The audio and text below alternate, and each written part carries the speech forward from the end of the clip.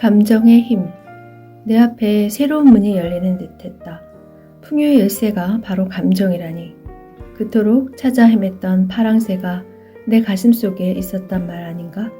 그 말은 물려받은 재산이나 천재적 두뇌, 엄청난 기술력이나 뛰어난 아이디어가 없어도 부자가 될 수 있다는 뜻이었다. 나는 흥분을 감추지 못한 채 물어보았다. 어떤 감정을 말씀하시는 건지요? 서윤은 평온하게 커피를 한 모금 마신 뒤 한 단어 새기듯 말해주었다. 지금 홍 기자님의 마음속에서 가장 자연스럽게 일어나는 감정이요. 심장이 쿵 하고 내려앉는 것 같았다. 내가 느끼는 것에 대해 누군가 관심을 보이는 것이 도대체 얼마만인지. 사실 나에게 감정이란 사치스러운 것이었다. 누구는 정글, 누구는 전쟁터라고 말하는 세상이다. 감정에 휘둘릴수록 경쟁에서 더 불리해질 것 같았다. 이런 생각 때문에 마음에서 느껴지는 것들을 일부러 외면했고, 그럴수록 내 감정은 점점 로봇처럼 무뎌져 갔다. 이런 내가 낯설게 느껴진 것은 아버지가 돌아가셨을 때다. 분명 가슴이 찢어질 듯 아픈데 눈물이 전혀 나오지 않았다. 내 스스로가 놀랄 정도로 침착하기만 했다. 여기까지 생각에 미치자 나는 침울해졌다. 지금껏 감정은 억눌러야 하는 것이라고 생각했어요. 아버지를 잃고 나서 슬픔에 빠져들지 못했던 것도 그 때문이었죠. 돌이켜보니 잘못된 믿음이었나 봐요. 서윤이 나를 위로하듯 말했다. 현대를 사는 우리는 생존을 위해 매일 치열한 전투를 벌이고 있어요. 우리는 이성만이 이 세상을 헤쳐나갈 무기라고 세뇌당하고 자신의 감정이 드러나지 못하도록 가면을 쓰죠. 하지만 지금의 상황을 벗어나 더 높은 곳으로 끌어줄 열쇠는 사실 우리 안에 있어요. 그 답이 바로 감정이거든요. 감정이란 우리가 태어날 때 우주에게 선물 받은 에너지예요. 설명을 듣자 궁금한 것들이 계속 떠올랐다. 제가 감정의 힘에 대해 잘 몰랐었나 봐요. 그건 어떤 원리로 작동되는 것인지요? 내 질문을 예상했다는 듯 서윤은 자세를 고쳐 앉으며 말했다. 양자 물리학에 대해 들어보셨을 거예요. 서윤의 말을 듣고 나중에 이 내용에 대해 추가로 더 공부해 보았다. 일부 양자 물리학자들에 따르면 물질은 견고한 것이 아니라 파동이나 입자로 존재하는 것이다. 물질이란 해당 위치에 그것이 있을 확률일 뿐, 그 자리에 고정된 것이 아니라는 이야기다. 그것이 어디에 어떤 모습으로 존재할지 결정하는 것도 관찰자인 우리 자신이다. 바꿔 말하면 우리가 인식하는 대로 물질이 빚어지고 우리가 마음먹은 대로 눈앞의 세상이 바뀌게 된다. 하지만 서윤과 대화를 나눌 때는 이런 내용을 알기 전이었다. 그래서 그냥 얼버무릴 수밖에 없었다. 요거는 들어봤지만 정확히 무슨 뜻인지는. 서윤은 테이블 위에 놓인 물컵을 살짝 들어올렸다. 물이 반쯤 담긴 투명한 컵이었다. 홍 기자님, 이 물컵이 과연 여기에 존재할까요? 물컵이 그 자리에 있는 걸로 보이지만요. 그 다음은 점점 자신이 없어져 나도 모르게 목소리가 작아졌다. 기존의 물리학 시각으로 보면 홍 기자님과 컵은 각각 독립적으로 존재하는 거예요. 서로 영향을 미치지 않죠. 그런데 양자 물리학에서 보면 컵의 위치는 홍 기자님과 깊은 관계가 있어요. 거기에 있다고 인식하기에 존재하는 것일 뿐이거든요. 다른 말로 하면 모든 물질의 위치는 그곳에 존재할 확률적 분포예요. 설명을 되새기며 천천히 짚어보았다. 인식에 따라 변할 수 있다면 생각이 물질을 바꿀 수 있다는 뜻일까요? 잘 이해했다는 듯 서윤은 고개를 끄덕인 후 손을 뻗어 테이블 위에 놓인 쿠키를 집어들었다. 초코칩과 얇은 아몬드가 박힌 과자였다. 홍 기자님 쿠키 만들어 보셨어요? 나도 한 개를 집어들었다. 구워진 지 얼마 안 되었는지 쿠키가 손 안에서 말랑거렸다. 네, 베이킹 좋아해요. 주말이면 아이와 함께 쿠키를 만들거든요. 과자가 노릇노릇하게 익는 것을 보면 왠지 흐뭇하더라고요. 그럼 지금 쿠키를 만든다고 상상해 보세요. 손으로 직접 주무르는 반죽을 생생하게 느껴보세요. 잠시 눈을 감고 상상해 보았다. 부드러운 밀가루 반죽이 내 손에 만져지는 듯했다.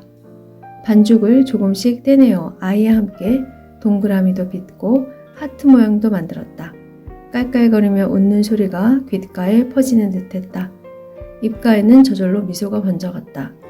내 얼굴을 보고 그녀 역시 흐뭇해하는 표정이었다. 그리고 오케스트라를 이끄는 지휘자처럼 다시 대화를 이끌어갔다. 우리의 미래는 밀가루 반죽과 같아요. 다양한 가능성으로 존재하죠.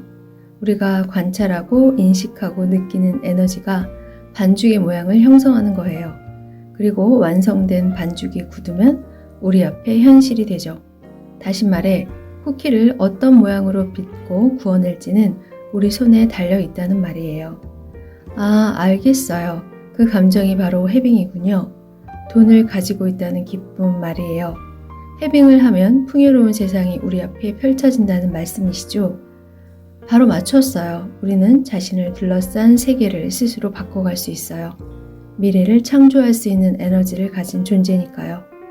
감정이란 무기의 사용법을 제대로 익히기만 한다면 말이에요. 우리가 관측하는 것이 자연 그 본연의 모습이 아니라 우리의 탐구 방법에서 드러나는 자연의 모습이라는 것을 기억해야 한다. 베르너 하이젠베르크. 몇 년 전 이탈리아 몬차의 시의회는 금붕어를 둥근 어항에서 키우는 것을 금지했다. 굴절된 어항에 가둬진 금붕어가 왜곡된 모습으로 바깥을 보는 것이 잔혹하다는 이유에서였다. 그렇다면 우리가 왜곡되지 않고 진정한 현실을 본다고 어떻게 확신할 수 있을까? 혹시 우리도 커다란 어항에 갇힌 채 거대한 렌즈에 의해 굴절된 세상을 보고 있는 것은 아닐까? 스티븐 호킹, 위대한 설계. 지금의 상황을 벗어나 더 높은 곳으로 끌어줄 열쇠는 사실 우리 안에 있어요. 그 답은 바로 감정이에요. 감정이란 우리가 태어날 때 우주에게 선물 받은 에너지예요. 우리의 미래는 밀가루 반죽과 같아요. 다양한 가능성으로 존재하죠. 우리가 관찰하고 인식하고 느끼는 에너지가 반죽의 모양을 형성하는 거예요. 그리고 완성된 반죽이 굳으면 우리 앞에 현실이 되죠. 다시 말해 쿠키를 어떤 모양으로 빚고 구워낼지는 우리 손에 달려있다는 말이에요. 우리는 자신을 둘러싼 세계를 스스로 바꿔갈 수 있어요. 미래를 창조할 수 있는 에너지를 가진 존재니까요. 해빙 신호등. 내 앞에 놓인 세상을 바꿀 수 있다니 그것도 내면에 있는 감정으로 심장이 두근거리기 시작했다. 어떻게 생각해보면 낯선 이야기가 아니었다. 정확한 원리는 모르지만 사람들도 비슷한 경험을 털어놓지 않는가? 한 번은 교수, 공무원, CEO 등과 저녁을 먹을 때였다. 참석자 중 한 명이 자신이 겪은 사건에 대해 이야기하기 시작했다. 2주 전이었어요. 신호를 기다리고 있는데 뒤에 오던 차가 제 차에 부딪힌 거예요. 범퍼에 살짝 스크래치가 났지만 뭐 별거 아니더라고요. 그래서 사고를 낸 분에게 그냥 가도 좋다고 했지요. 그분이 하도 고맙다고 하니까 괜히 기분이 좋더라고요. 그는 말을 이어갔다. 일주일쯤 지났을까 주차장에서 후진하다가 이번에는 제가 뒷차를 박았어요. 그런데 차 주인이 나와서 범퍼를 손으로 쓱쓱 문지르더니 그냥 가라고 하더라고요. 그때 알았죠. 내가 마음 쓰는 대로 세상도 그것을 고스란히 돌려준다는 것을. 서인의 말을 들어서였을까? 금방 이해가 갔다. 그 사람도 감정을 활용해 자신 앞에 놓인 세상을 바꾸는 것이다. 최근 나도 비슷한 경험을 했다. 부쩍 공돈이 들어온다고 느껴지던 기간이 있었다. 한참 전에 빌려준 돈이 갑자기 들어오거나 몇 달 동안 밀려있던 출장비가 뒤늦게 입금되기도 했다. 잊고 있었던 몇백 달러를 서랍 깊숙한 곳에서 발견한 적도 있었다. 몇 년 전 해외여행을 갔을 때 남겨왔다가 까맣게 잊어버린 돈이었다. 사실 평소 내 계좌에는 잔고가 거의 없었다. 여윳돈이 생기며 모조리 적금이나 연금에 넣어버린 탓이었다. 그런데 얼마 전부터 통장에 2천만 원이 들어와 있었다. 학자금 대출을 갚기 위해 넣어둔 돈이었다. 이유가 있어서 들어온 돈이었지만 잔고를 확인할 때마다 부자가 된 듯한 기분이 들어왔다. 이제와 생각해보니 그때 지속적으로 돈이 들어온 이유는 내가 통장을 볼 때마다 있음의 감정을 느꼈기 때문이었다. 다시 서윤의 이야기에 집중할 시간이었다. 테이블 위에 커피잔을 내려놓은 그녀가 양손을 깍지 낀 채 나를 바라보고 있었다. 중요한 이야기가 나올 때 취하는 자세라 살짝 긴장이 되었다. 이제 해빙 신호등에 대해 아실 차례예요. 신호등이요? 네, 우리도 초록불에 길을 건너고 빨간불에 멈추잖아요. 해빙 신호등도 비슷한 원리예요. 소비를 할 때 해빙인지 아닌지 알아내는 방법이 있죠. 초록불을 느끼면 그대로 돈을 쓰고 빨간불을 발견하면 행동을 멈추는 거예요. 귀가 솔깃했다.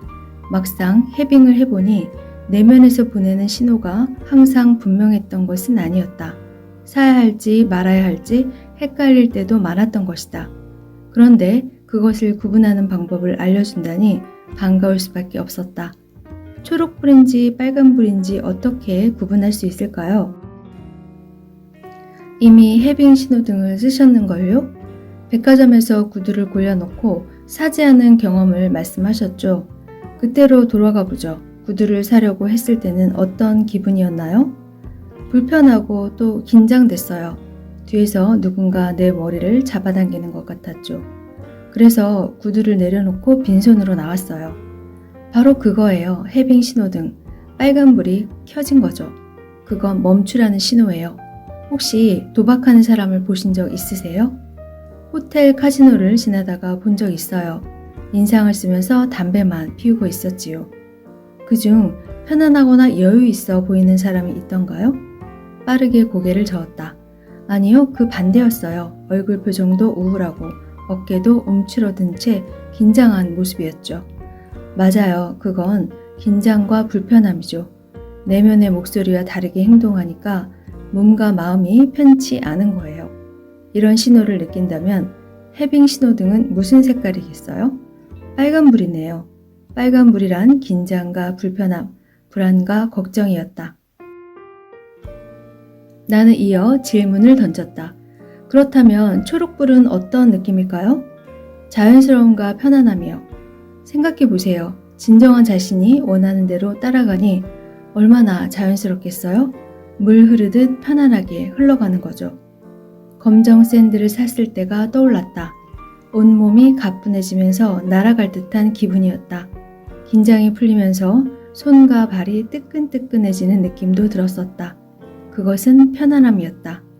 그러고 보니 내 몸과 마음이 답을 알고 있는 것 같기도 했다. 얼른 구두를 내려다보았다.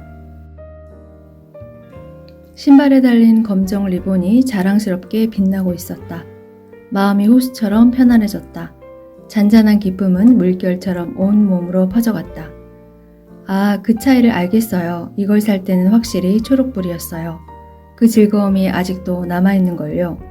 서윤이 빙그레 웃으며 오른손 검지와 중지를 위로 세우고 나머지 세 손가락을 모은 뒤 손을 오른쪽 앞으로 들어 올렸다. 나도 그 동작을 따라하면서 물어보았다. 이것이 무엇을 의미하나요?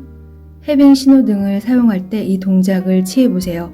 사람 몸속의 에너지는 이마에서 코와 입으로 이어지는 몸의 중심을 타고 이동하죠.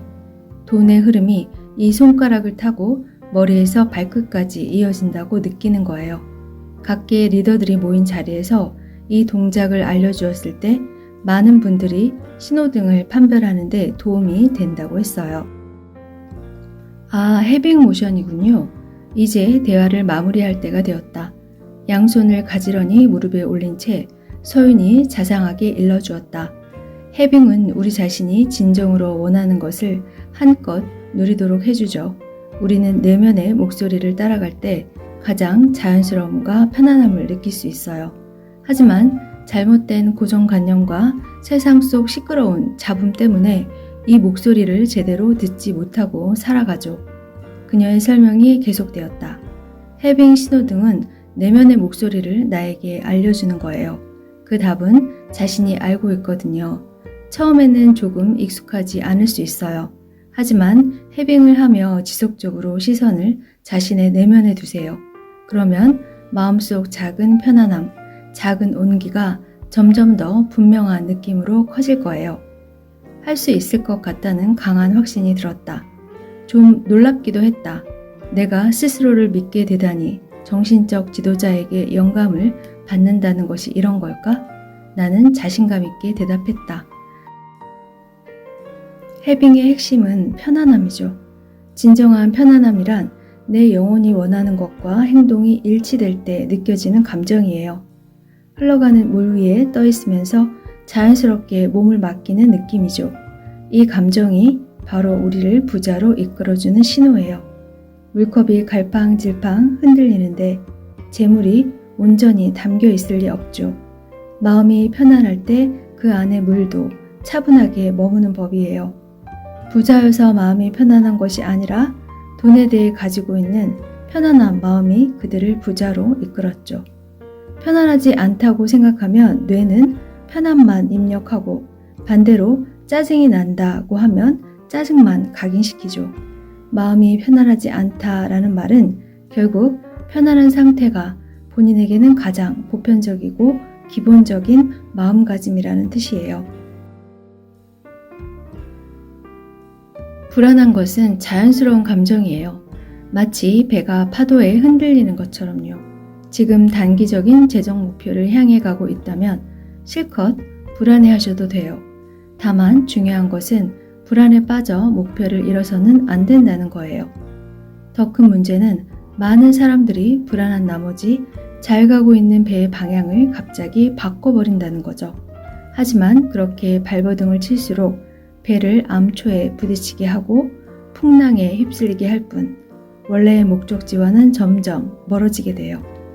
지금 흔들린다 해도 우리는 계속 목적지를 향해 나아가고 있음을 잊지 말아요. 여전히 안전해요. 불안을 목적지에 도착하는 과정의 일부로 받아들이면 그것을 떨쳐내기 위해 과장된 행동을 하지 않을 수 있어요. 마음이 실컷 불안해지고 조바심을 내도록 그대로 두고 영혼이 이끄는 대로 편안함에 따라 행동하세요. 그럼 자연스럽게 행운을 끌어들일 수 있어요. 혼자만의 시간을 가져보세요. 목욕을 해도 좋고 잠시 눈을 감고 명상을 해도 좋아요. 책을 보며 자신의 마음을 돌아봐도 좋아요. 오직 자신을 돕는데 약간의 시간을 쓰는 것만으로도 충분해요. 토성 리턴은 보통 28세에서 30세, 58세에서 60세 이렇게 두 번 찾아오죠. 이 시기는 환상과 잘못된 생각에서 깨어나 크게 도약할 수 있는 때예요. 잘 활용한다면 인생의 퀀텀 점프가 가능하다는 얘기죠. 이 시기에 해빙을 통해 내면의 목소리에 집중한다면 그 효과를 극대화할 수 있어요. 불교에 줄탁동시라는 말이 있어요. 알 안에서는 병아리가, 알 밖에서는 어미닭이 동시에 껍데기를 쪼아서 그걸 깨는 것이죠. 토성 리턴 시기에 겪는 고통은 알 밖으로 나오는데 도움이 되지요. 껍질을 깨고 진짜 세상으로 나온다면 운을 최대한 활용하며 인생을 바꿀 수 있을 거예요.